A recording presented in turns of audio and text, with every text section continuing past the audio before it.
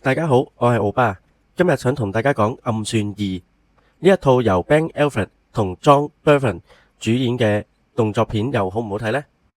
以下落嚟嘅時間就有劇透成分嘅，如果大家未睇呢一套電影，可以睇完再返嚟睇我嘅影評，又或者如果你唔介意嘅話，喺片頭畫面返嚟，我哋就可以開始啦。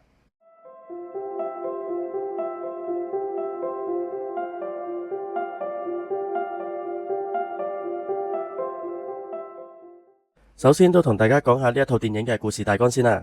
承繼上一集，由阿 Ben 飾演嘅 Accountant 呢，就捲入咗一單謀殺案喎，咁仲揾翻好耐冇見由阿 John 飾演嘅弟弟翻嚟，咁一齊幫由 Ada Robinson 飾演嘅黑妹財政局副局長咁揾出一連串嘅謀殺案嘅幕後主腦。咁究竟佢哋兩兄弟可唔可以打破呢一個販賣人口集團，而佢哋亦都會唔會令到自己身陷險境呢？咁就留翻俾觀眾自己睇啦。其實睇呢一套第二集之前，咁需唔需要睇過第一集嘅呢？咁我覺得呢就唔一定要嘅，但係如果睇過嘅話呢，一定係可以更加入戲嘅。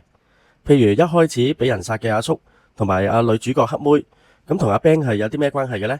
咁如果你睇過第一集嘅話呢，就會即時明白晒啦。不過話說第一集呢都已經係講緊9年前嘅事，咁本身呢我都充滿期待呢一套第二集嘅，不過睇完呢係有少少失望嘅。咁一陣呢我都會解釋一下。咁首先呢我都講下好嘅地方先啦。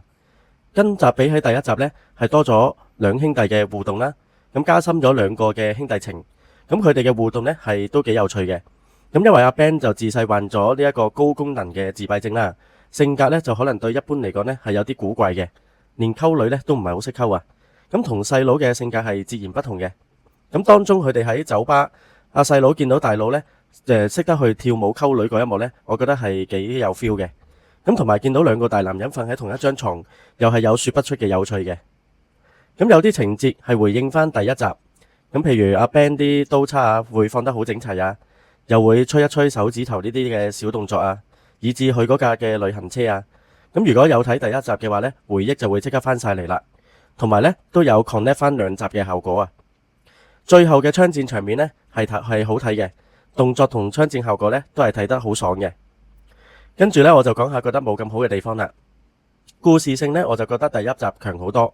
咁可能呢一集呢，又要照顧到一啲冇睇第一集嘅觀眾啦，所以呢，都花咗唔少時間去重新塑造啲角色俾觀眾睇啊。咁就會影響咗成個嘅故事啦。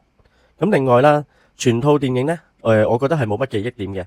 最深刻呢，就係兩兄弟嘅互動同埋最後嘅槍戰咯。我寫稿嘅時候呢，都想回憶翻個故事啦，但係我竟然一時之間呢，忘記咗套戲講乜啊。咁其實呢一個情況呢，真係好少出現嘅。一開始呢，就話阿 Ben 去交友活動啦，突顯佢唔識溝女。咁我覺得呢，呢一度就花太多時間啦。其實兩兄弟喺酒吧嗰一幕都已經足夠交代啦。阿 Ben 知道黑妹副局長會被襲擊，咁佢飛車呢，就去諗住營救佢啦。嗰一幕嘅拍法，影下阿黑妹俾人襲擊，又影住佢飛到200幾 kilo 呢，都講唔切咁。我都以為呢，阿黑妹係死硬噶啦，但係最後呢，又冇事喎。而我覺得呢一套戲最大嘅問題呢，主要嘅動作槍戰戲就係得最後15分鐘啫。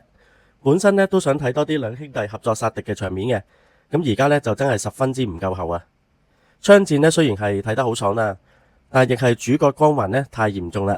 兩個人去打人哋成個團喎，咁除咗細佬係俾人打咗幾嘢爆光之外呢，其實佢哋可以話係絲毫無損嘅。咁我都講下觀後感啦。如果獨立去睇呢一套暗算2呢，咁佢唔係唔好睇嘅，咁但係如果連結埋第一集，其實第一集呢都已經有一個好完整嘅故事背景啦。咁我 expect 呢一集呢可以主要係講多啲兩兄弟嘅情義啊，同埋合作咁樣。咁啊，當然呢一套電影係有講嘅，但係我覺得就唔係咁足夠啦。反而呢花咗唔少情節呢喺其他嗰啲地方度，咁我覺得就會打亂咗成個故事同埋節奏。咁我都評一評分啦。獨立呢一套電影嚟睇呢，我會俾8分嘅，但係連結埋第一集嘅話，咁我就會俾7.5啫。主要係呢個第二集承繼唔到第一集，而再推上另外一個高峰啊！咁我覺得呢就有少少失色嘅。咁唔知各位觀眾又睇咗呢一套電影未呢？睇咗嘅話呢，都可以留言互相交流一下。中意我嘅片可以 like 我嘅片 ，subscribe 我 channel，share 俾朋友睇，撳埋鐘仔呢，有新片就會彈俾大家睇噶啦。今日呢條片就去到呢度先，我哋下條片再見。